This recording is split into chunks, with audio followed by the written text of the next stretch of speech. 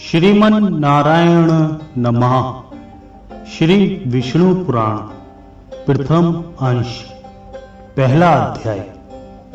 श्री सूत जी बोले, मैत्रेय जी ने नित्य कर्मों से निवृत्त हुए मुनिवर पाराशर जी को प्रणाम कर एवं उनके चरण छूकर पूछा, हे गुरुदेव, मैंने आप ही से संपूर्ण वेद, वेदांग और सकल धर्मशास्त्रों का क्रमशः अध्ययन किया है।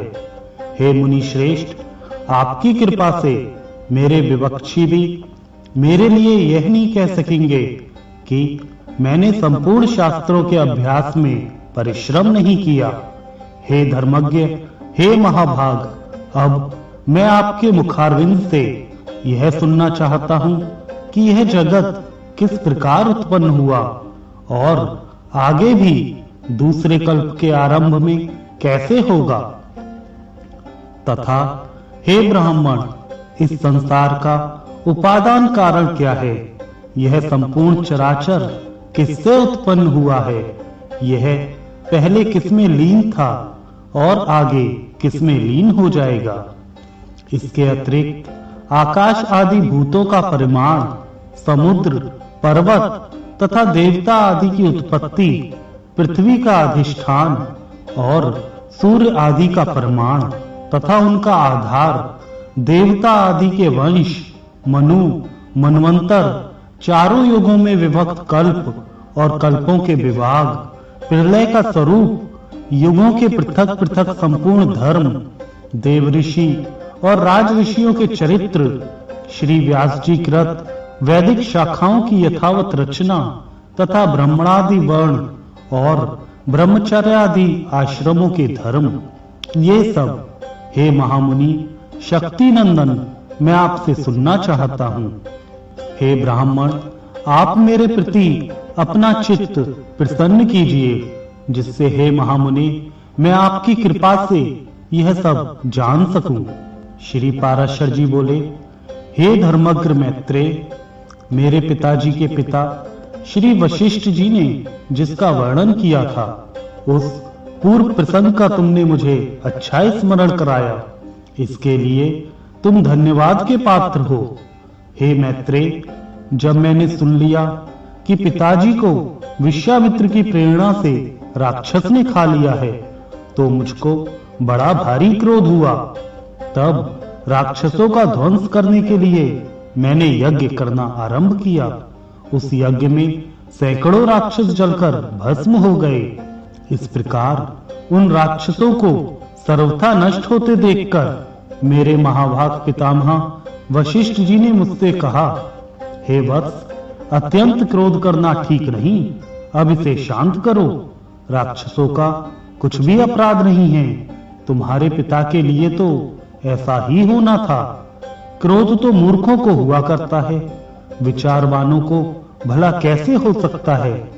भैया, भला कौन किसी को मारता है, पुरुष स्वयं ही अपने किए का फल भोगता है। हे प्रियवर, यह क्रोध तो मनुष्य के अत्यंत कष्ट से संचित यश और तप का भी प्रबल नाशक है। हे तात, इस लोक और परलोक दोनों को बिगाड़ने वाले इस क्रोध का महर्षि गण सर्वदा त्याग करते हैं, इसलिए तू इसके वशीभूत मत हो। अब इन विचारे निरपराध राक्षसों को दग्ध करने से कोई लाभ नहीं। अपने इस यज्ञ को समाप्त करो। साधुओं का धन तो सदा क्षमा ही है। महात्मा दादाजी के इस प्रकार समझाने पर उनकी बातों के गौरव का विचार करके मैंने वह यज्ञ समाप्त कर दिया। इससे मुनि श्रेष्ठ भगवान वशिष्ठ जी बहुत प्रसन्न हुए। उसी समय ब्रह्मा जी के पुत्र पुलस्त जी वहां आए। हे मैत्रेय, पितामह ने उन्हें अर्घ दिया। तब वे महर्षि पुलह के ज्येष्ठ भ्राता महाभाग पुलस्त जी आसन ग्रहण करके मुझसे बोले। पुलस्त जी बोले, तुमने चित्त में बड़ा बैरभाव रहने पर भी अपने बड़े बूढ़े वशिष्ठ जी के कहने से क्षमा स्वीकार की है, इसलिए तुम संपूर्ण शास्त्रों के ज्ञाता होगे। हे महाभाग, अत्यंत क्रोधित होने पर भी तुमने मेरी संतान का सर्वदा मूलच्छेद नहीं किया, अतः मैं तुम्हें एक और उत्तम वर देता हूँ। हे वत्स, तुम पुराण संहिता के वक्ता होगे और देवताओं के यथार्थ स्वरूप को जानोगे तथा मेरे प्रसाद से तुम्हारी निर्मल बुद्धि, प्रवृत्ति और निवृत्ति के उत्पन्न करने वाले कर्मों में निसंदेह हो जाएगी। पुलस्त जी के इस तरह कहने के अनंतर फिर मेरे पितामह भगवान वशिष्ठ जी बोले, पुलस्त जी ने जो कुछ कहा है वह सभी सत्य होगा।